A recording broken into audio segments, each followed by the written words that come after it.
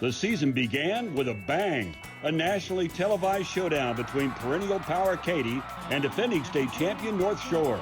Katy trailed 21-7 at halftime, but the Tigers rallied for 17 unanswered points in the second half and stunned North Shore 24-21 for a huge statement win. We did it! Let's go! We number one! A night later, one of the more inspirational moments of the year, as Tyler Credour, a burn patient at Shriners Hospitals for Children who had to learn how to walk again, led Katy Taylor onto the field and served as a captain for the Mustangs.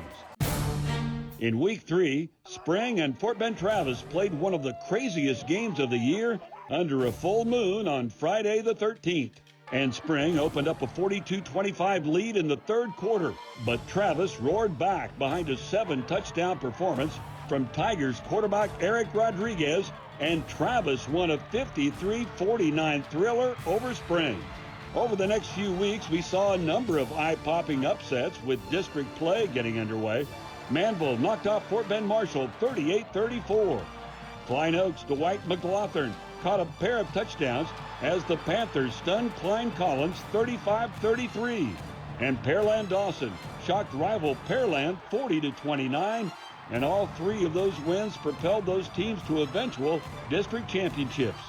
Travis ended Ridgepoint's reign atop Fort Bend ISD, snapping the Panthers' 27-game district winning streak. Week 9 gave us one of the gutsiest trick plays you'll ever see. With Sterling backed up deep in its own territory, the Raiders call a fake punt. And Frank Brown takes it 90 yards for one of the most impressive touchdowns of the season. One of the big storylines of the 2019 football season was the emergence of young programs on the rise. Bridgeland, Klein Kane, and Katy Paetow each reached the playoffs in their second year of varsity football. Tomball Memorial notched its first ever playoff win after rallying for 20 unanswered fourth quarter points to beat Cedar Park Vista Ridge 49-43. Other programs made significant strides like Clear Falls, who earned its second postseason trip and the first since 2013. Lamar Consolidated recorded its first playoff win in more than a decade. And Maid Creek celebrated its first postseason victory in 22 years.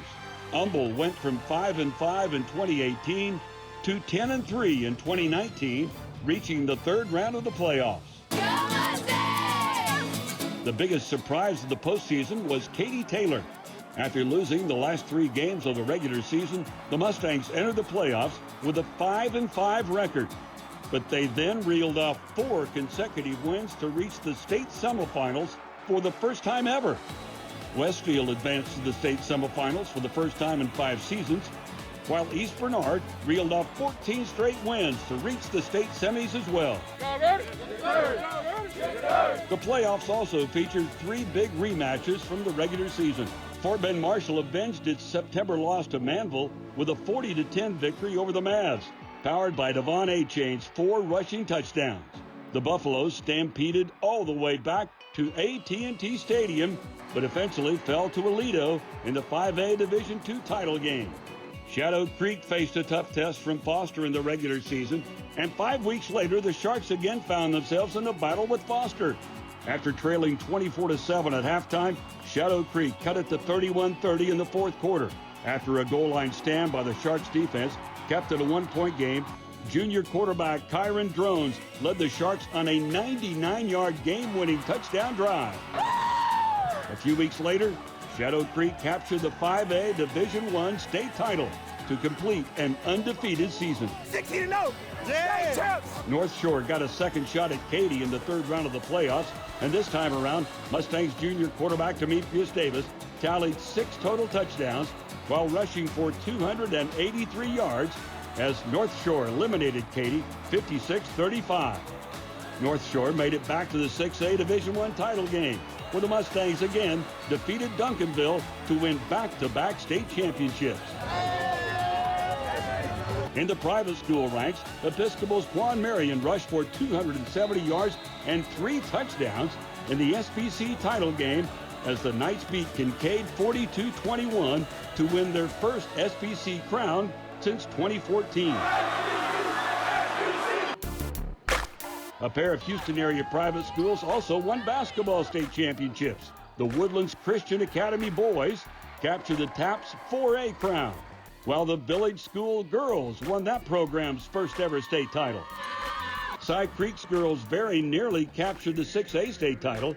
After winning their first 41 games of the season, the Lady Cougars eventually fell to Duncanville in the state final, but it was a remarkable year for Cy Creek.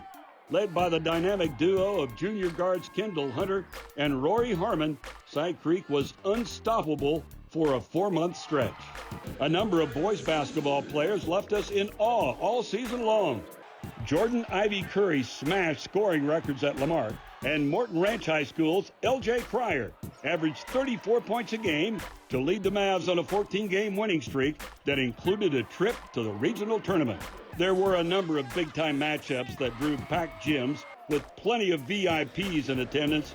Atascocita and Summer Creek played a pair of classics, with each team winning one. Shadow Creek and Fort Bend Hightower squared off 3 times, with the Hurricanes winning the rubber match in the 5A regional final to punch their ticket to state. Hightower's Bryce Griggs is perhaps the area's brightest star, and he's only a sophomore.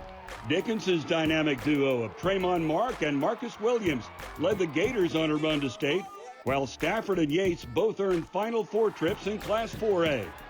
But as thrilling as the 2019-2020 high school sports season was, nobody could have predicted its sudden and unprecedented conclusion.